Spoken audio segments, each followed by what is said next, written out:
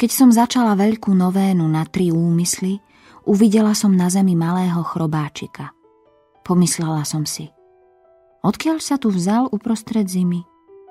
V tom som začula v duši slová. Vidíš, ja na neho myslím a udržujem ho. A čo je on v porovnaní s tebou? Prečo sa na chvíľu znepokojila tvoja duša? Odprosila som Pána za túto chvíľku. Ježiš chce, aby som vždy bola dieťaťom a všetky starosti zverila jemu a slepo sa podrobila jeho svätej vôli. Všetko vzal na seba.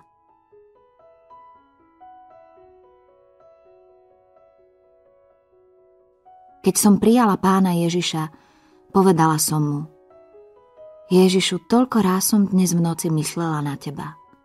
Ježiš mi odpovedal: A ja som myslel na teba skôr, než som ťa povolal k bytiu. Ježišu, ako si na mňa myslel? Ako ti dať podiel na svojom večnom šťastí. Po tých slovách moju dušu zaplavila Božia láska. Nemohla som výjsť z údivu, ako nesmierne nás Boh miluje. Keď som sa lúčila s rodičmi a prosila ich o požehnanie, pocítila som silu Božej milosti, ktorá splynula na moju dušu. Stanko ma odprevadil k autu. Hovorila som mu, ako veľmi Boh miluje čisté duše. Uistila som ho, že Boh je s ním spokojný.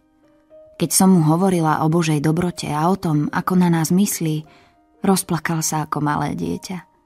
Nečudovala som sa mu, lebo je to čistá dušička, teda ľahko poznáva Boha.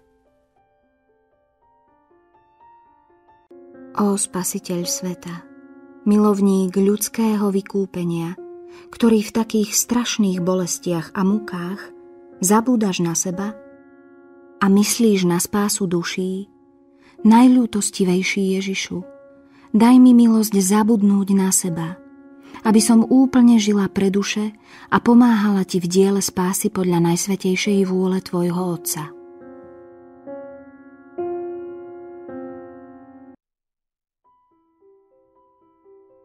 Povedala som Ježišovi: Ježišu, myslela som si, že si ma vezmeš k sebe. Ježiš mi odpovedal: Ešte sa na tebe celkom nesplnila moja vôľa. Zostaneš ešte na zemi. Ale už nie dlho. Veľmi sa mi páči tvoja dôvera, ale láska nech je vrúcnejšia. Čistá láska dáva duši silu pri samotnom zomieraní. Keď som umieral na kríži, nemyslel som na seba, ale na úbohých hriešnikov a modlil som sa za nich k Otcovi. Chcem, aby sa aj tvoje posledné chvíle celkom podobali mojim na kríži.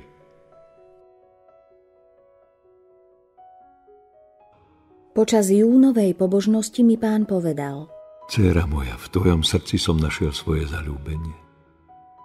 Keď som zanechával na zelený štvrtok seba v najsvätejšej sviatosti, zavážila si veľmi v mojej mysli. Opäť sa začali všedné dni. Slávnostné chvíle večných sľubov sa skončili, ale v duši zostala veľká Božia milosť. Cítim, že celá patrím Bohu. Cítim, že som jeho dieťaťom. Cítim, že som celá vlastníctvom Boha. Prežívam to dokonca fyzicky vnímateľným spôsobom. Nič ma neznepokojuje, lebo viem, že úlohou ženícha je myslieť na mňa. Úplne som na seba zabudla. Bezhranične dôverujem jeho najmilosrdnejšiemu srdcu. Neprestajne som s ním spojená.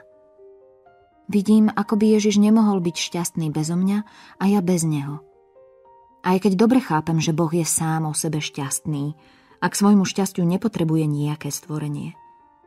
Jeho dobrota ho však prinútila, aby sa dával stvoreniu, a to s takou nepochopiteľnou štedrosťou.